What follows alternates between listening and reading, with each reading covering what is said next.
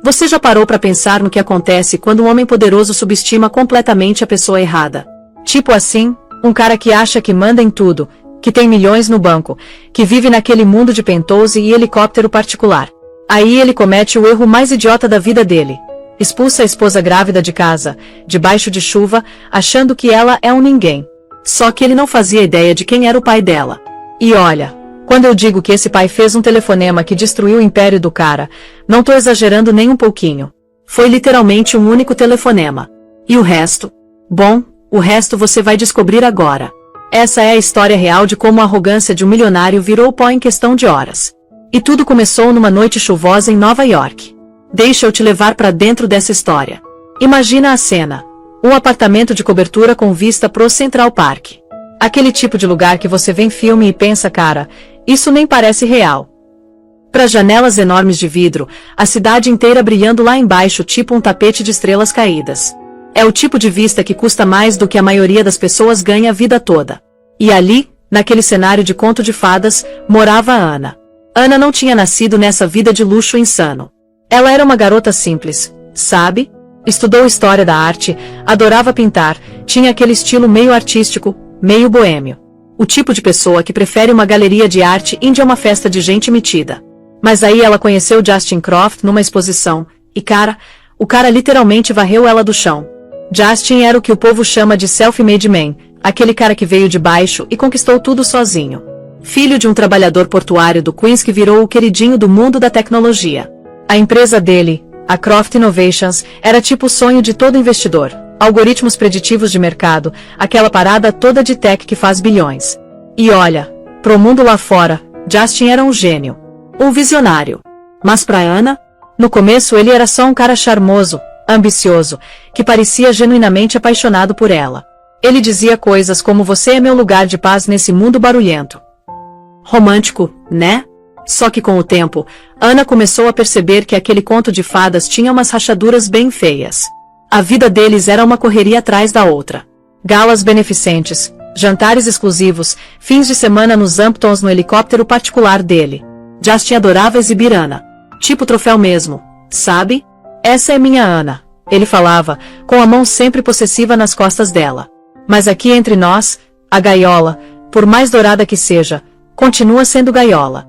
E Justin? Ele controlava tudo. E quando eu digo tudo, é tudo. Escolhia as roupas dela, mudando aquele estilo artístico dela para marcas de grife caras que combinavam melhor com a marca dele. Tipo, marca. Ele via a própria vida como uma marca. Os amigos dela da faculdade.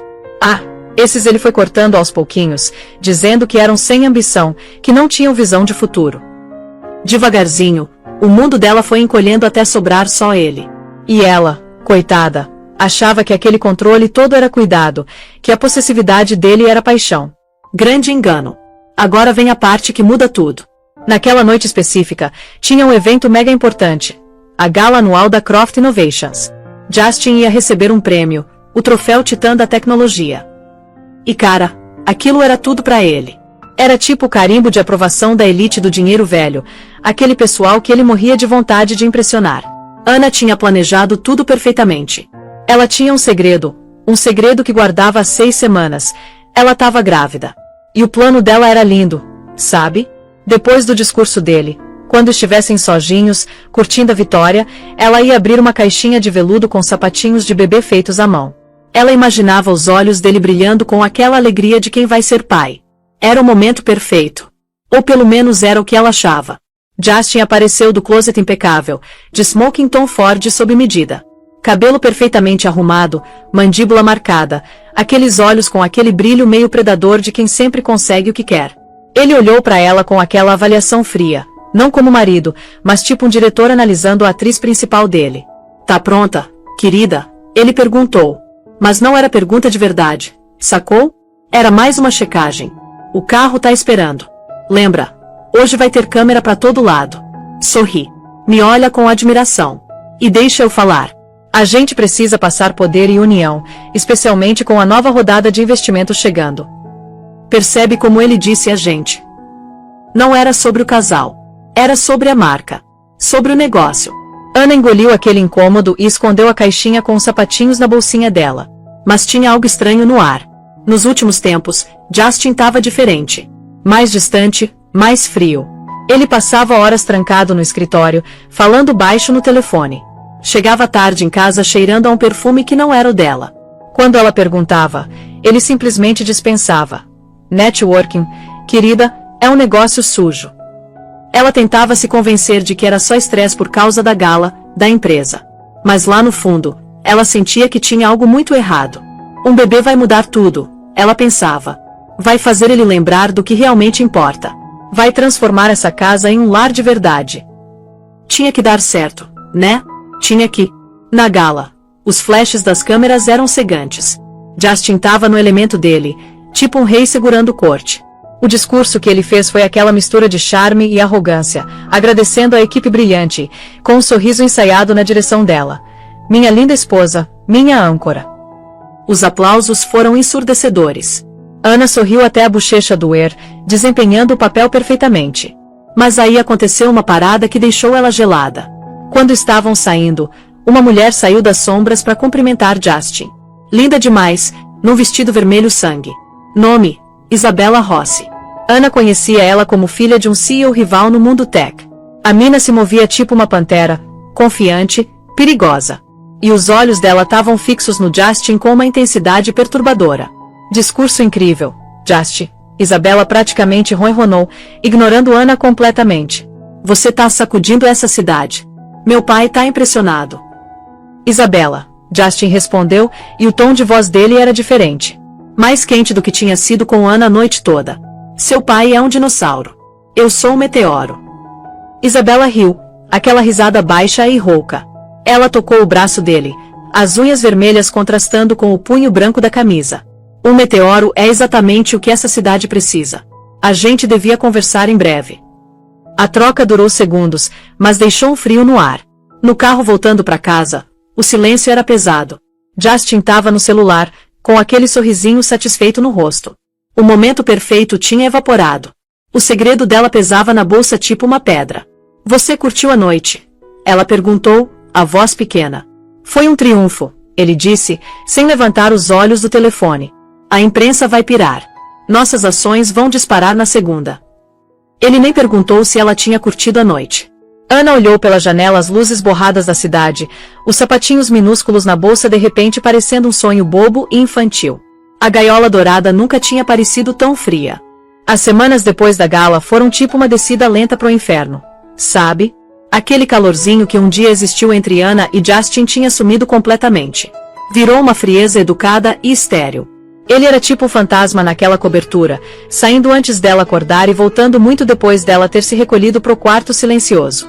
As desculpas eram sempre as mesmas. Reuniões tarde da noite, jantares com investidores, sessões de programação que não podiam ser interrompidas. E o perfume da Isabella Rossi, aquela mistura enjoativa e cara de jasmim com alguma coisa almiscarada, virou uma presença constante nas jaquetas dele.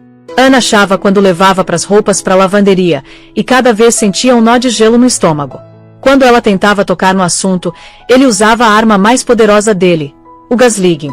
Querida, você tá sendo paranoica, ele dizia, com aquele tom de diversão exasperada. Eu tava numa reunião com uma dúzia de pessoas. Você tá se sentindo bem? Talvez o estresse esteja te afetando. Ele fazia ela se sentir pequena, irracional. Ele era Justin Croft, o visionário da tecnologia. Ela era só a esposa artística e quietinha. O que ela sabia do mundo dele, né? A gravidez, que antes era uma alegria secreta, virou fonte de terror. O enjoo matinal era implacável. O cansaço era constante. Ela queria contar para ele, dividir aquele peso. Mas o momento certo nunca chegava. Como ela podia anunciar essa notícia que mudaria tudo para um homem que mal olhava para ela, que tratava ela tipo móvel na vida perfeitamente projetada dele?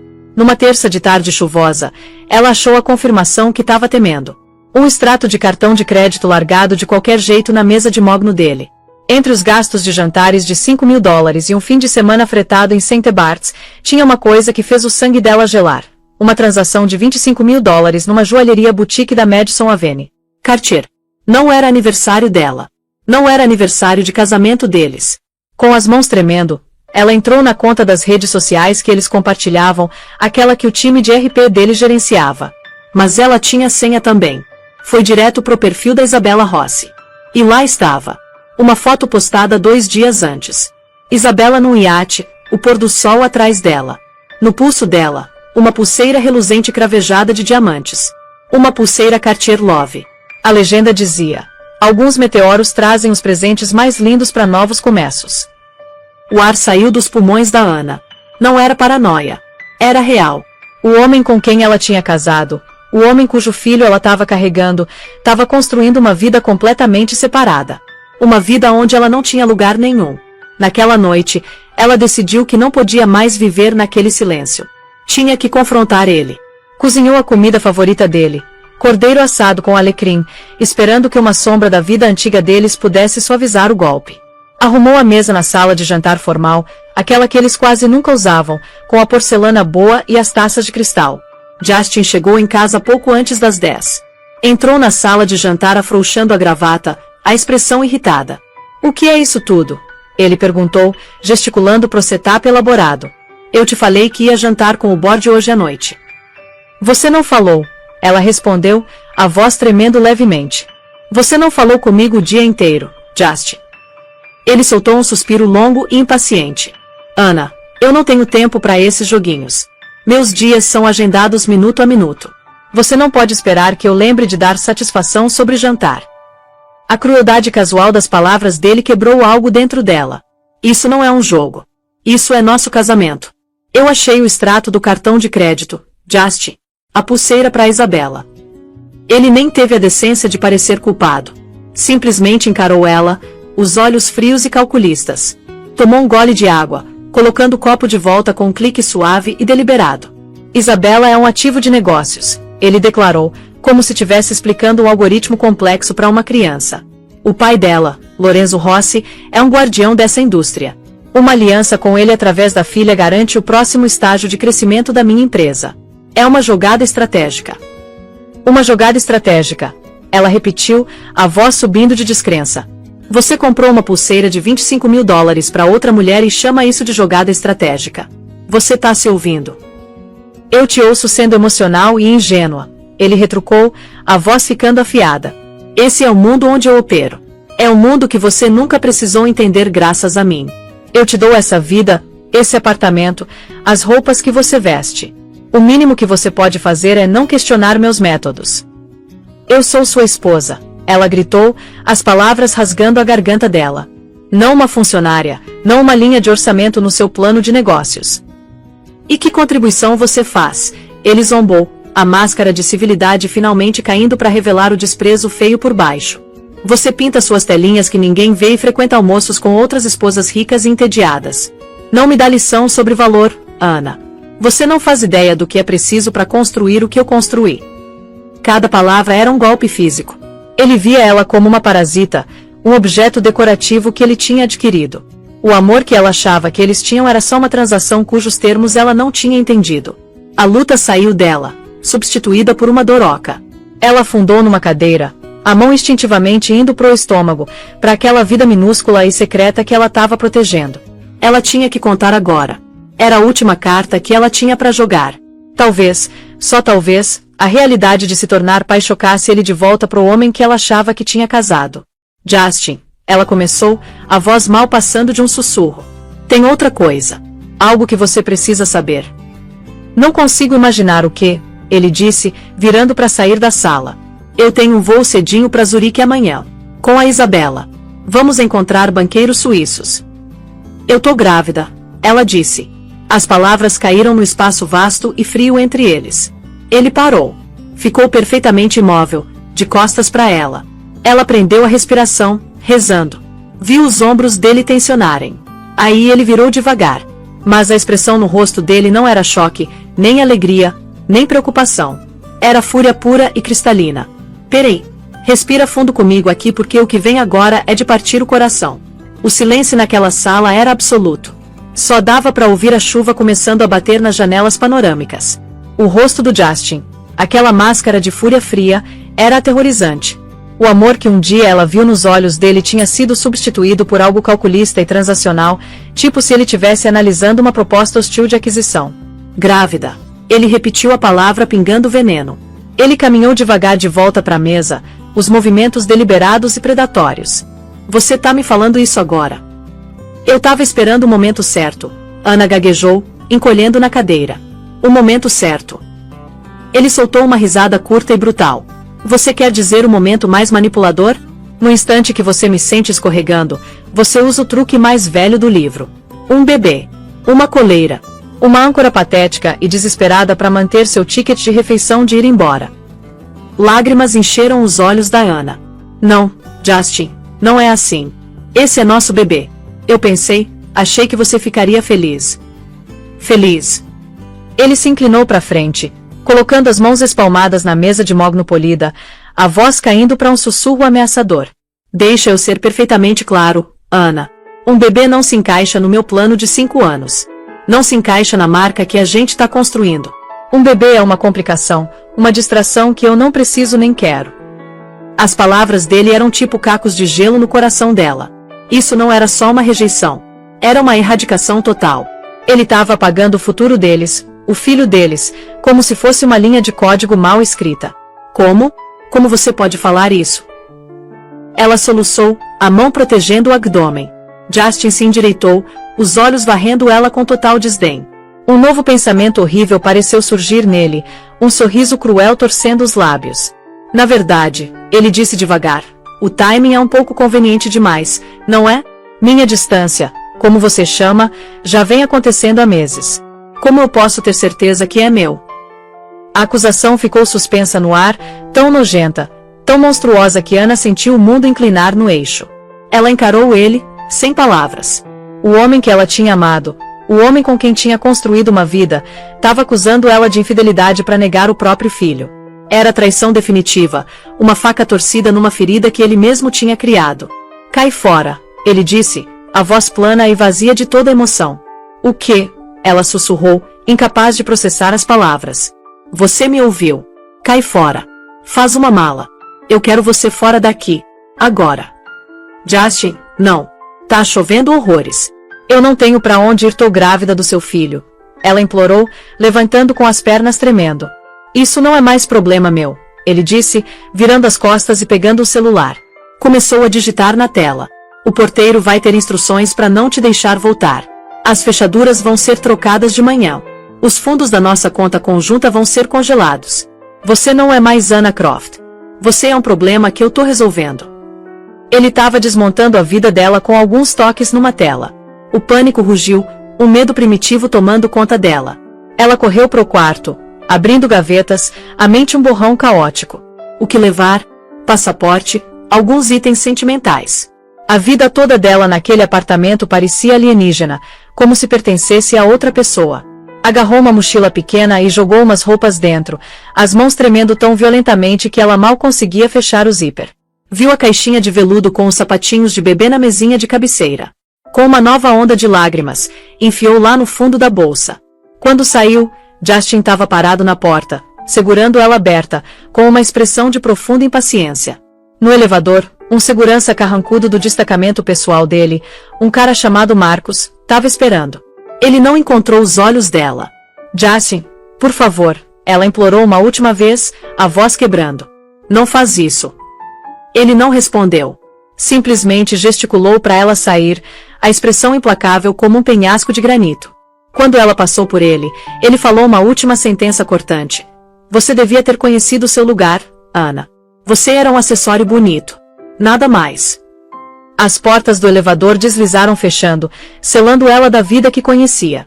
Marcos escoltou ela até o lobby num silêncio sufocante. O porteiro, que normalmente cumprimentava ela com um sorriso caloroso, agora olhava para o chão, a imagem da neutralidade profissional. Ele entregou para ela um único guarda-chuva preto simples, um último gesto insultuoso de rompimento. As portas de vidro pesadas se abriram, e uma rajada de vento e chuva bateu nela com força física. As luzes da cidade, que um dia eram símbolo da vida de conto de fadas dela, agora eram uma aquarela borrada e zombeteira.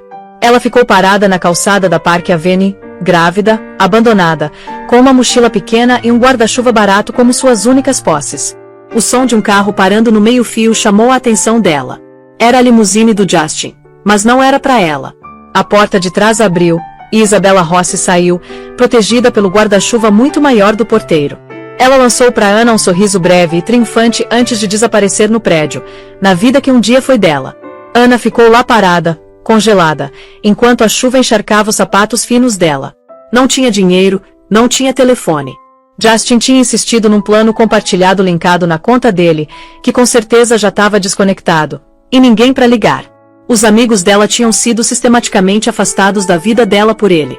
Ela estava absoluta e aterrorizantemente sozinha. Começou a andar sem destino em mente, só uma necessidade desesperada de se afastar daquela torre reluzente onde a vida dela tinha acabado de ser destruída. A chuva se misturava com as lágrimas, o corpo sacudindo de soluços. No coração de uma das cidades mais ricas do mundo, ela estava desamparada. Invisível. Um fantasma assombrando as ruas que um dia chamou de lar. Saca só como a vida dá voltas. A cidade era um labirinto hostil. A chuva implacável grudava o vestido de seda verde esmeralda da Ana na pele. O tecido fino agora era uma mortalha fria e pesada. Os olhares curiosos, piedosos ou simplesmente indiferentes de estranhos embaixo de marquises e dentro de táxis pareciam agulhas minúsculas contra os nervos expostos dela. Cada passo era um esforço, a mochila ficando mais pesada, uma coleção patética dos restos de uma vida despedaçada. Ela andou pelo que pareceram horas, a adrenalina e o choque dando lugar a um cansaço que chegava aos ossos. Os pés doíam. Os sapatos da moda, mas totalmente impráticos que Justin tinha comprado, agora eram instrumentos de tortura. Ela se viu numa parte menos glamourosa da cidade. As fachadas de vidro imponentes de Midtown deram lugar aos tijolos e brownstones de um bairro mais silencioso. Finalmente afundou num banco molhado de um pequeno parque deserto, se encolhendo sob a proteção miserável de um carvalho grande. A realidade da situação dela bateu com o peso de um golpe físico. Ela estava grávida. Não tinha dinheiro, não tinha casa. O homem com quem ela jurou amar, honrar e estimar não só tinha jogado ela fora, como também tinha marcado ela de mentirosa e o filho dela de legítimo. Uma onda de náusea, afiada e ácida, passou por ela. O enjoo matinal familiar, agora amplificado pelo estresse e desespero. Para quem ela podia recorrer? As amigas da faculdade? Ela não falava com elas há mais de um ano. O que diria? Oi, lembra de mim? Meu marido milionário acabou de me expulsar e eu preciso de um lugar para dormir. A vergonha era paralisante. Aí uma memória surgiu, fraca e distante. Uma lembrança de uma vida diferente. Uma vida mais quieta, antes do brilho e glamour do Justin Croft. Uma vida numa casa grande e cheia de livros no interior tranquilo de Connecticut. Uma vida com um pai que falava pouco, mas via tudo. Arthur Kensington. Ana sempre manteve a vida familiar intensamente privada. O pai dela não era um homem chamativo. Não aparecia em capas de revista nem dava entrevistas bombásticas. Ele era dinheiro velho. Tão velho e tão profundamente enraizado que tinha se tornado invisível pro mundo barulhento dos novos titãs do dinheiro tipo Justin. Arthur comandava o Kensington Group, um conglomerado global privado de logística e materiais. Justin, na arrogância dele, tinha ouvido o nome e dispensado. Logística. Parada de velho. Chato. O futuro tá nos dados. Ele tinha zombado uma vez depois de um jantar formal breve com o pai dela. Justin tinha visto um senhor mais velho, quieto, de tweed, e tinha subestimado ele de forma grosseira e fatal. Ana e o pai eram próximos, mas ele nunca tinha provado o Justin. Tinha sido educado, impecavelmente educado, mas ela tinha visto a reserva nos olhos dele. Um homem que constrói coisas para durar não precisa gritar sobre isso, Mia. Ele tinha dito uma vez, o jeito gentil dele de avisar. No estado cego de amor dela, ela tinha descartado como cautela geracional. Ela nunca tinha pedido nada pro pai. Queria fazer a própria vida, não ser definida pelo nome Kensington. Mas agora ela não tinha nada. Engolindo o orgulho, que parecia engolir vidro quebrado, ela sabia que ele era a única esperança. Vasculhou a bolsa, a mão ainda tremendo. Justin tinha cortado o telefone dela, mas o orelhão pequeno e surrado na esquina do parque parecia uma relíquia de outra era. Um milagre. Ela não tinha moedas. Um soluço de frustração escapou dos lábios dela. Senhora, você tá bem? Uma jovem, estudante pela aparência, com um rosto gentil e um moletom grande da NY, estava segurando um copo de papel fumegante. Você parece que tá tendo uma noite muito ruim. Isso aqui é chá quente. Ana olhou para cima, o rosto manchado de chuva e lágrimas. O simples ato de bondade de uma estranha era tão avassalador que ela mal conseguia falar. Obrigada, ela engasgou. Eu preciso fazer uma ligação. É uma emergência. Não tenho troco. A estudante não hesitou. Enfiou a mão no bolso e produziu um punhado de moedas. Toma, pega todas. Espero que as coisas melhorem. Ela deu um sorrisinho encorajador e saiu apressada. Com os dedos tremendo, Ana colocou as moedas e discou o número que sabia de cor. O número do escritório particular do pai, uma linha que passava por cima de secretárias e assistentes. Uma linha que ele sempre atendia. Tocou 2 vezes. Arthur Kensington. A voz era exatamente como ela lembrava. Calma, firme. Uma rocha na tempestade da vida dela. Pai. A palavra saiu como um sussurro quebrado e desesperado. A mudança na voz dele foi imediata. O empresário calmo sumiu, substituído instantaneamente por um pai que ouviu o terror na voz da filha. Mia, o que foi? Onde você tá? Tô na cidade. Ela soluçou, a história saindo num turbilhão de palavras incoerentes e cheias de dor. Jas, a Gala, tem outra mulher. Ele me expulsou. Pai, tô grávida. Ele disse que não é dele. Me jogou fora na chuva. Ela não precisou dizer mais. Teve um momento de silêncio profundo e pesado do outro lado da linha. Não era um silêncio de choque ou confusão.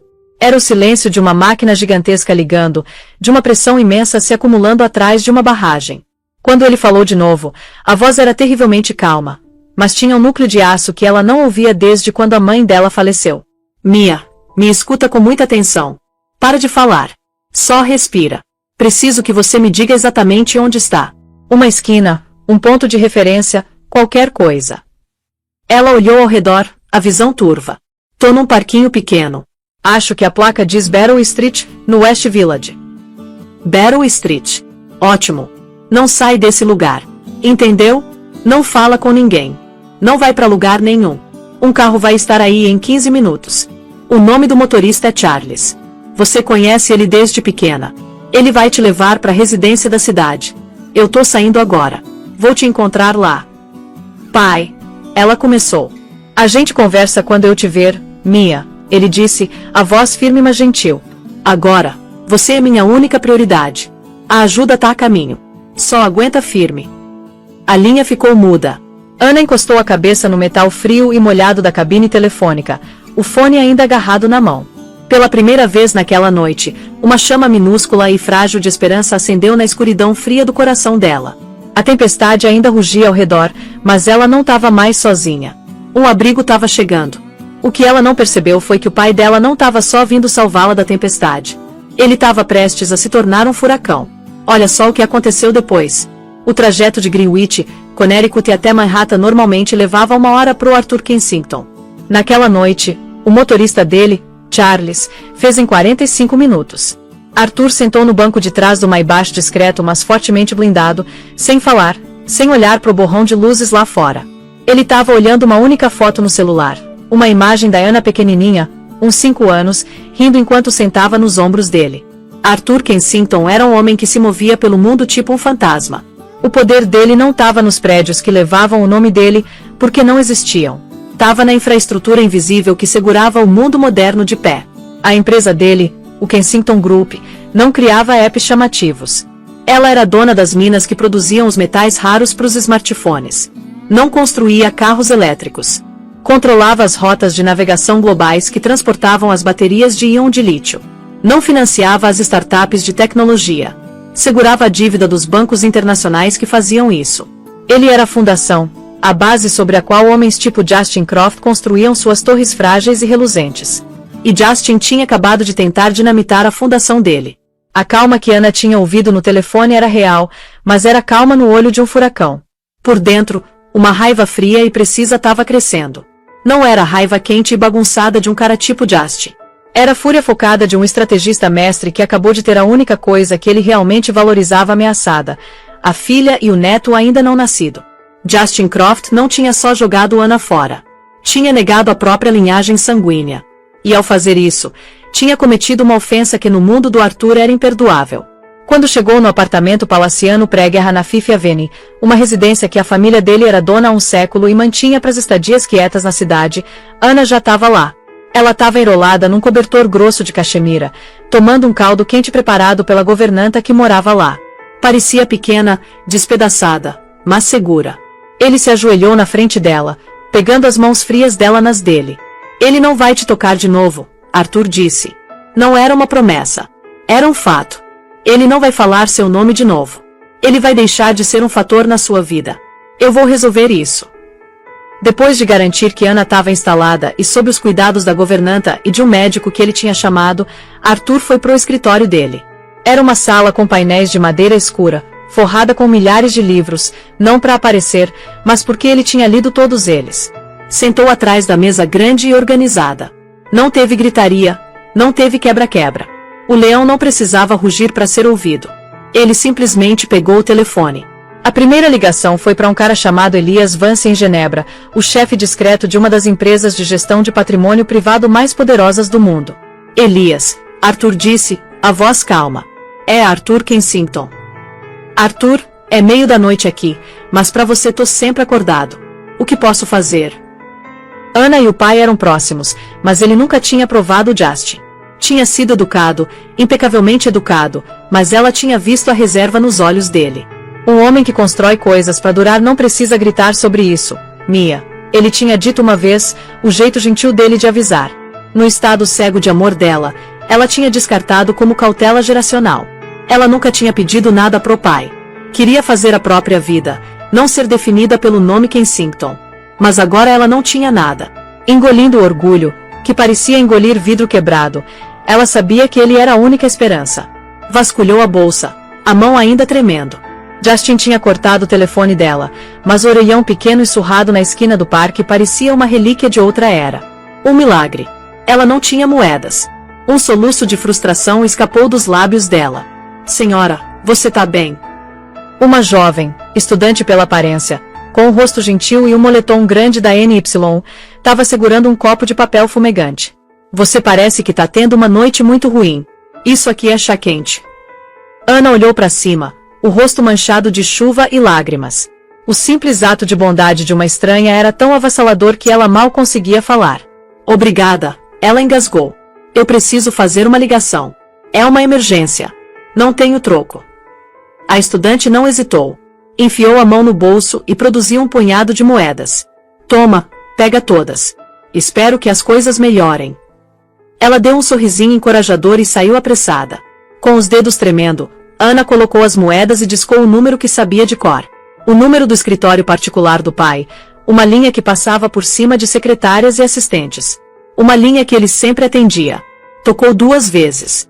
Arthur Kensington. A voz era exatamente como ela lembrava. Calma, firme. Uma rocha na tempestade da vida dela. Pai. A palavra saiu como um sussurro quebrado e desesperado. A mudança na voz dele foi imediata. O empresário calmo sumiu, substituído instantaneamente por um pai que ouviu o terror na voz da filha. Mia, o que foi? Onde você tá?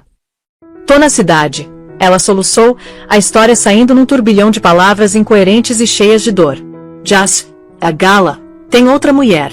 Ele me expulsou. Pai, tô grávida. Ele disse que não é dele. Me jogou fora na chuva. Ela não precisou dizer mais. Teve um momento de silêncio profundo e pesado do outro lado da linha. Não era um silêncio de choque ou confusão. Era o silêncio de uma máquina gigantesca ligando, de uma pressão imensa se acumulando atrás de uma barragem. Quando ele falou de novo, a voz era terrivelmente calma, mas tinha um núcleo de aço que ela não ouvia desde quando a mãe dela faleceu. Mia, me escuta com muita atenção. Para de falar. Só respira. Preciso que você me diga exatamente onde está. Uma esquina, um ponto de referência, qualquer coisa. Ela olhou ao redor, a visão turva. Tô num parquinho pequeno. Acho que a placa diz Battle Street, no West Village. Battle Street. Ótimo. Não sai desse lugar. Entendeu? Não fala com ninguém. Não vai pra lugar nenhum. Um carro vai estar aí em 15 minutos. O nome do motorista é Charles. Você conhece ele desde pequena. Ele vai te levar pra residência da cidade. Eu tô saindo agora. Vou te encontrar lá. Pai. Ela começou. A gente conversa quando eu te ver, Mia. Ele disse, a voz firme mas gentil. Agora, você é minha única prioridade. A ajuda tá a caminho. Só aguenta firme. A linha ficou muda. Ana encostou a cabeça no metal frio e molhado da cabine telefônica, o fone ainda agarrado na mão. Pela primeira vez naquela noite, uma chama minúscula e frágil de esperança acendeu na escuridão fria do coração dela. A tempestade ainda rugia ao redor, mas ela não estava mais sozinha. Um abrigo estava chegando. O que ela não percebeu foi que o pai dela não estava só vindo salvá-la da tempestade. Ele estava prestes a se tornar um furacão. Olha só o que aconteceu depois. O trajeto de Greenwich, Connecticut até Manhattan normalmente levava 1 hora pro Arthur Kensington. Naquela noite, o motorista dele, Charles, fez em 45 minutos. Arthur sentou no banco de trás do Maybach discreto mas fortemente blindado, sem falar, sem olhar pro borrão de luzes lá fora. Ele estava olhando uma única foto no celular, uma imagem da Anna pequenininha, uns 5 anos, rindo enquanto sentava nos ombros dele. Arthur Kensington era um homem que se movia pelo mundo tipo um fantasma. O poder dele não estava nos prédios que levavam o nome dele, porque não existiam. Estava na infraestrutura invisível que segurava o mundo moderno de pé. A empresa dele, o Kensington Group, não criava apps chamativos. Ela era dona das minas que produziam os metais raros para os smartphones. Não construía carros elétricos. Controlava as rotas de navegação globais que transportavam as baterias de íon de lítio. Não financiava as startups de tecnologia. Segurava a dívida dos bancos internacionais que faziam isso. Ele era a fundação, a base sobre a qual homens tipo Justin Croft construíam suas torres frágeis e reluzentes. E Justin tinha acabado de tentar dinamitar a fundação dele. A calma que Anna tinha ouvido no telefone era real, mas era calma no olho de um furacão. Por dentro, uma raiva fria e precisa estava crescendo. Não era a raiva quente e bagunçada de um cara tipo Justin. Era a fúria focada de um estrategista mestre que acabou de ter a única coisa que ele realmente valorizava ameaçada, a filha e o neto ainda não nascido. Justin Croft não tinha só jogado Anna fora. Tinha negado a própria linhagem sanguínea. E ao fazer isso, tinha cometido uma ofensa que no mundo do Arthur era imperdoável. Quando chegou no apartamento palaciano pré-guerra na Fifth Avenue, uma residência que a família dele era dona há um século e mantinha para as estadias quietas na cidade, Anna já estava lá. Ela estava enrolada num cobertor grosso de cachemira, tomando um caldo quente preparado pela governanta que morava lá. Parecia pequena, despedaçada, mas segura. Ele se ajoelhou na frente dela, pegando as mãos frias dela nas dele. Ele não vai te tocar de novo, Arthur disse. Não era uma promessa. Era um fato. Ele não vai falar seu nome de novo. Ele vai deixar de ser um fator na sua vida. Eu vou resolver isso. Depois de garantir que Anna estava instalada e sob os cuidados da governanta e de um médico que ele tinha chamado, Arthur foi pro escritório dele. Era uma sala com painéis de madeira escura, forrada com milhares de livros, não para aparecer, mas porque ele tinha lido todos eles. Sentou atrás da mesa grande e organizada. Não teve gritaria, não teve quebra-quebra. O leão não precisava rugir para ser ouvido. Ele simplesmente pegou o telefone. A primeira ligação foi para um cara chamado Elias Vance em Genebra, o chefe discreto de uma das empresas de gestão de patrimônio privado mais poderosas do mundo. Elias, Arthur disse, a voz calma. É Arthur Kensington. Arthur, é meio da noite aqui, mas para você tô sempre acordado. O que posso fazer? Preciso que você inicie uma posição short agressiva completa na Croft Innovations, símbolo CI. Use a totalidade do fundo discricionário K7. E preciso que você aconselhe discretamente nossos parceiros, especificamente Takahashi San e o Sheikh, que estamos nos desfazendo de tudo e qualquer coisa associada com Justin Croft. Avise que nossa análise interna mostra uma falha catastrófica na liderança e uma podridão fundamental no núcleo ético da empresa. O risco é inaceitável. Teve uma pausa do outro lado. O fundo K7 era um instrumento de bilhões de dólares de guerra financeira usado só nas circunstâncias mais extremas. Entendido, Arthur. Tem uma timeline. Nascer do sol horário de Nova York. Quero que os mercados abram pro cheiro de sangue na água. A segunda ligação foi para uma mulher chamada Lena Petrova em Londres, a CEO formidável de uma rede de logística global que era subsidiária do Kensington Group. Lena, tenho uma tarefa prioritária. Preciso de uma interrupção completa da cadeia de suprimentos para uma empresa chamada Croft Innovations. Quero que os fornecedores de componentes em Taiwan e Coreia do Sul de repente encontrem obstáculos logísticos paralisantes. Quero que os containers de transporte sejam sujeitos a inspeções alfandegárias imprevistas em cada porto de Xangai a Los Angeles. Quero que os contratos de servidor em nuvem com nossos parceiros de Data Farm na Irlanda sejam revisados para rescisão imediata por violações de acordos de nível de serviço. Sangra ele até secar. Torna impossível para ele construir ou enviar o produto. Considere feito, Arthur, Lena respondeu, a voz nítida. Ele vai estar numa ilha ao meio-dia de amanhã. A terceira ligação foi para um homem bem mais perto de casa, Marcus Thorne, o chefe do conglomerado bancário poderoso que segurava os empréstimos comerciais primários da Croft Innovations. Thorne devia a carreira e a solvência do banco durante a crise de 2008 a um resgate silencioso e não divulgado do Arthur Kensington. Marcus, tô chamando um favor. Marcus Thorne não hesitou. Manda. Justin Croft. Croft Innovations. Quero que você chame as linhas de crédito dele. Todas elas. Cite violação da cláusula de moralidade nos convênios de empréstimo. Tenho certeza que seus advogados vão achar uma.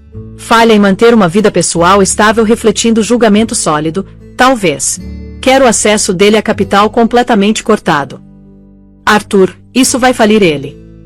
Eu sei. Arthur disse, a voz plana. A ligação final foi para um cara chamado David Shen, o advogado pessoal e solucionador de problemas dele. David, tenho um assunto pessoal. Preciso que você inicie procedimentos de divórcio em nome da minha filha, Anna Kensington. Não Croft. Kensington. Os motivos vão ser crueldade extrema e adultério. Quero você sendo implacável. A gente não vai negociar. A gente vai desmantelar. E preciso que você vaze uma história, não para os tabloides, mas para um jornal financeiro respeitável. Uma história sobre o comportamento volátil, errático e profundamente instável do CEO da Croft Innovations. Enquadra como um conto de advertência para os investidores sobre fundadores com egos incontroláveis. Use uma fonte anônima, um membro do conselho preocupado. Torna ele radioativo. Quando desligou o telefone, as primeiras pinceladas de aurora estavam surgindo sobre a cidade. Tinha levado menos de uma hora. 4 ligações. Ele não tinha levantado a voz. Tinha simplesmente puxado 4 fios da tapeçaria da economia global. Mas ele sabia que ao puxar esses fios específicos, o mundo inteiro do Justin Croft estava prestes a desmoronar. O leão tinha despertado, e a caçada tinha começado. Agora, vem a parte que é quase poética de tão perfeita. Justin Croft acordou na manhã seguinte se sentindo invencível. Anna tinha ido embora, um inconveniente menor rapidamente resolvido. Isabella tinha passado a noite, um símbolo quente e complacente da vida nova e melhorada dele. Ele se sentia poderoso, livre, pronto para conquistar a reunião com os banqueiros suíços. Entrou no escritório às 7 da manhã. A cidade se estendia embaixo dele para dominar. O primeiro sinal de que algo estava errado veio às 9h31, um minuto depois do mercado de ações abrir. O CFO dele, um cara perpetuamente nervoso chamado George, invadiu o escritório sem bater, o rosto pálido. Justin, você precisa ver isso, George gaguejou, apontando pro telão gigante na parede mostrando o ticker de ações deles. O símbolo CI estava acompanhado de uma seta vermelha brutal apontando para baixo. Tinha aberto com queda de 20%. No primeiro minuto de negociação. Que diabos é isso? Justin berrou. Tem algum press release ruim que eu não sei. Não, nada. É uma venda massiva. Parece coordenada. Alguém tá fazendo short em nós até o esquecimento. Antes do Justin processar isso, o telefone dele tocou. Era o chefe do fornecedor principal em Taiwan. Sr. Croft, o homem disse, a voz tensa. Temos um problema. Grande. Todos os nossos embarques para você, cada um deles, foram sinalizados para inspeção alfandegária nível 5. Os containers estão lacrados. Estão me dizendo que pode levar semanas, talvez meses. O sangue do Justin gelou. Isso é impossível. A gente tem status de prioridade. Não mais, aparentemente. E nosso fornecedor de matéria-prima acabou de cancelar nosso contrato. Citaram força maior. Não faz sentido nenhum. Quando desligou, um alerta apareceu na tela dele. Era um artigo do Wall Street Journal. A manchete dizia: rachaduras no Reino Croft. Fontes citam liderança errática, questionam estabilidade do CEO. O artigo era uma obra-prima de assassinato de reputação, citando insiders anônimos que se preocupavam com o temperamento volátil do Justin e decisões pessoais imprudentes, insinuando que a empresa era um castelo de cartas construído no ego de um homem. O telefone da empresa começou a tocar incessantemente. A fazenda de servidores na Irlanda estava terminando o contrato imediatamente. O maior parceiro de logística tinha acabado de declarar falência, congelando todo o inventário num buraco negro legal. Era uma cascata, uma avalanche de falhas catastróficas, tudo acontecendo de uma vez. Não era aleatório. Era uma demolição. Às 11 horas, a ligação que ele temia veio. Era Marcus Thorne do banco. A voz do Thorne era fria e formal. De acordo com a seção 11B do seu acordo de crédito, estamos chamando seus empréstimos pendentes com efeito imediato. Temos motivos para acreditar que você representa um risco inaceitável para o banco. Risco inaceitável. Justin gritou no telefone.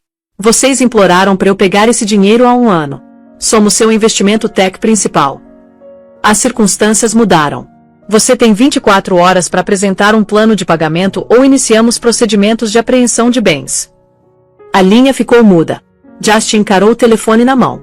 Ele estava arruinado. Total, completamente arruinado.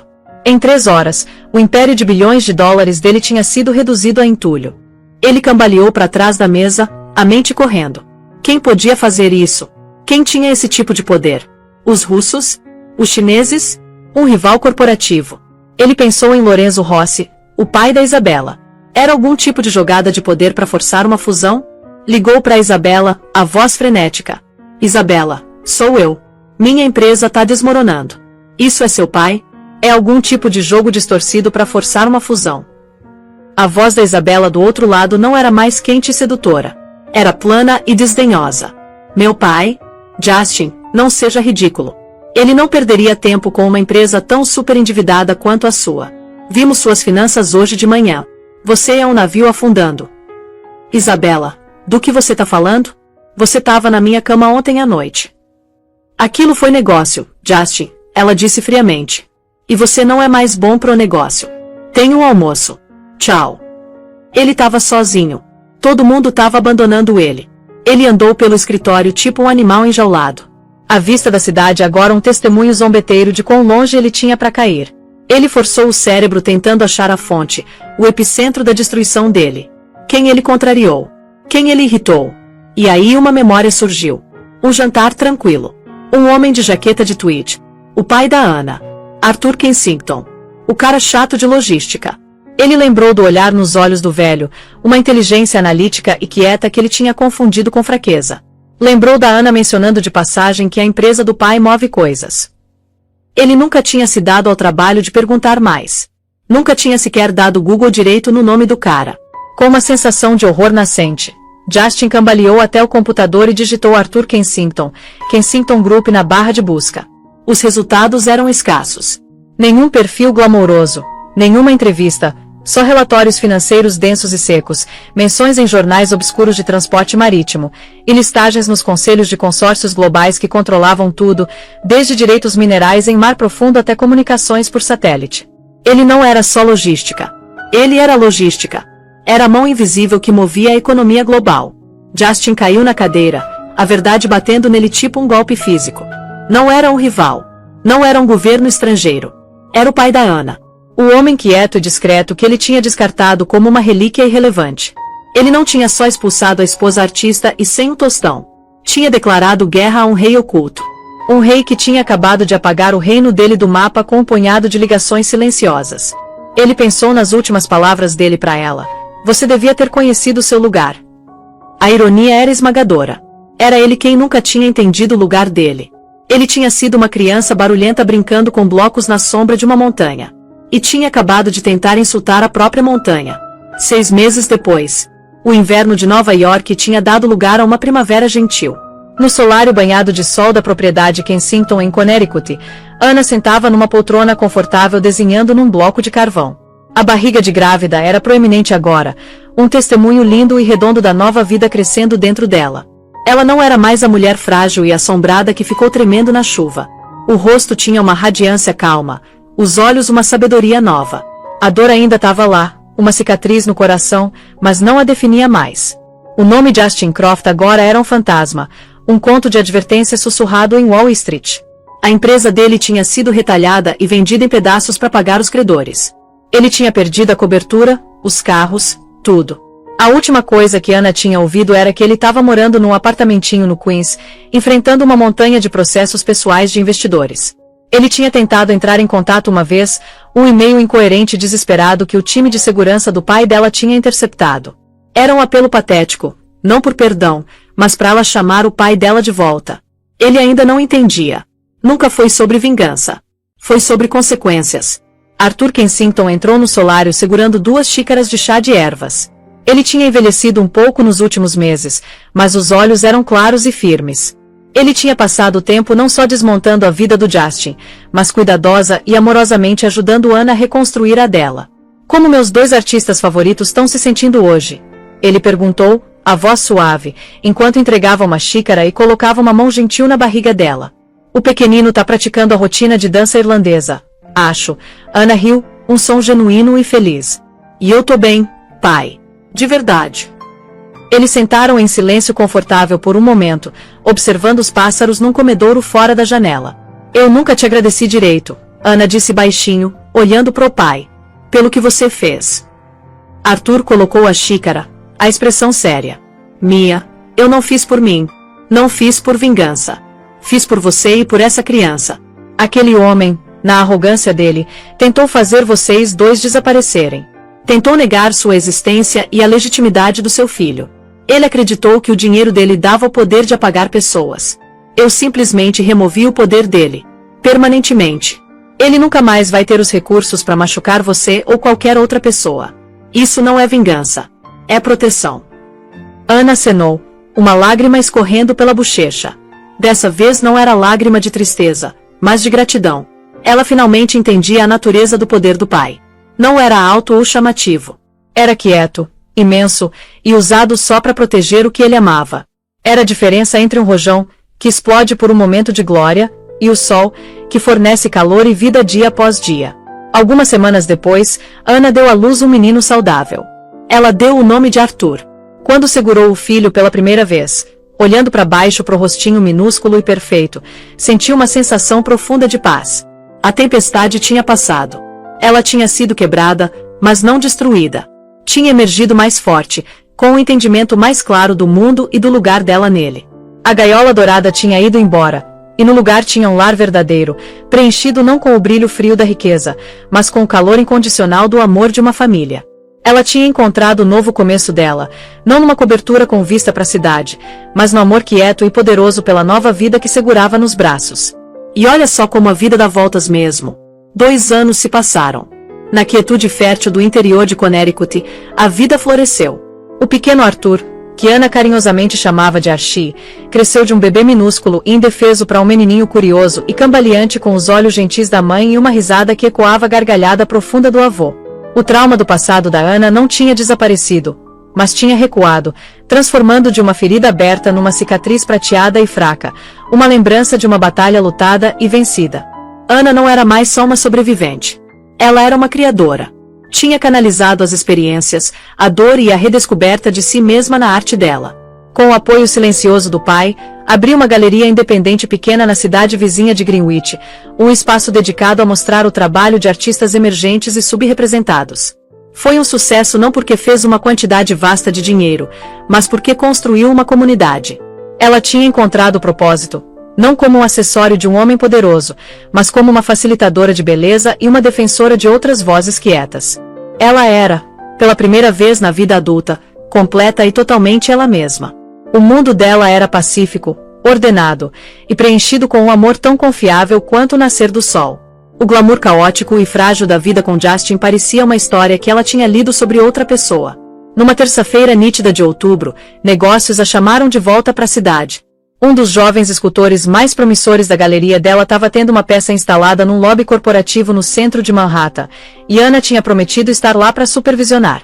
Deixou Archie no cuidado amoroso do avô e pegou o trem da manhã, sentindo uma sensação de competência e calma que teria sido inimaginável 2 anos antes. A cidade não parecia mais um labirinto de memórias dolorosas. Era só um lugar de negócios, uma grade de ruas e avenidas que ela podia navegar com eficiência fria. Depois da instalação bem-sucedida, decidiu andar alguns quarteirões para pegar um café antes de voltar para a Grand Central. O ar de outono era revigorante, e o ritmo da cidade era uma batida familiar. Ela estava esperando num semáforo na Madison Avenue, checando um e-mail no celular quando uma voz do passado cortou o barulho do tráfego. Anna. A voz era mais fina, despojada da arrogância e comando característicos. Era hesitante, quase gananciosa. Ela olhou para cima, e o coração deu um único golpe duro. Era Justin Croft. O homem parado na frente dela era um fantasma, uma imitação pálida do titã que ela tinha conhecido. O terno Tom Ford sob medida tinha ido embora, substituído por um terno mal ajustado de loja de departamento que parecia pendurado no corpo dele. O cabelo antigamente perfeito estava ralo. A mandíbula afiada tinha amolecido em algo flácido e cansado, e os olhos, que um dia brilhavam com ambição predatória, eram opacos e injetados de sangue. Ele parecia derrotado, não só financeiramente, mas espiritualmente. A energia vital e cruel que um dia o animou tinha ido embora, deixando para trás um casco vazio. Justin, ela disse, a voz firme. Ficou surpresa ao descobrir que não sentia medo, nenhuma onda de raiva. Só uma pena profunda e triste. É você mesmo, ele sussurrou, um olhar estranho e desesperado no rosto. Não acredito. Você tá incrível. Tô bem, Justin, ela respondeu educadamente. O sinal de pedestres piscou. Ela não tinha desejo de prolongar o encontro. Ana, espera, ele disse rapidamente, estendendo a mão mas sem tocar ela. Por favor. Eu só preciso que você saiba. Eu estraguei tudo. Eu sei. Eu era um idiota. Um monstro. E eu pago por isso todo dia. A voz dele quebrou. Você pode. Será que pode pedir pro seu pai parar? Só isso. Eu perdi tudo. Minha empresa, minha reputação, meu dinheiro. Eu não tenho nada.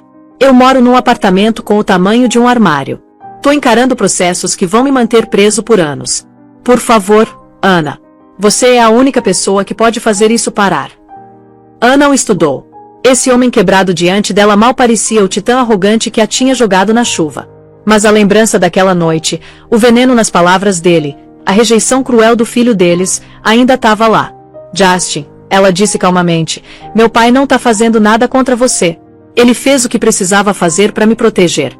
Ele removeu sua capacidade de machucar qualquer pessoa de novo. O que você tá enfrentando agora não é a vingança dele. São as consequências das suas próprias escolhas. Mas eu mudei, ele implorou. Eu entendo agora. Eu era cego, era estúpido.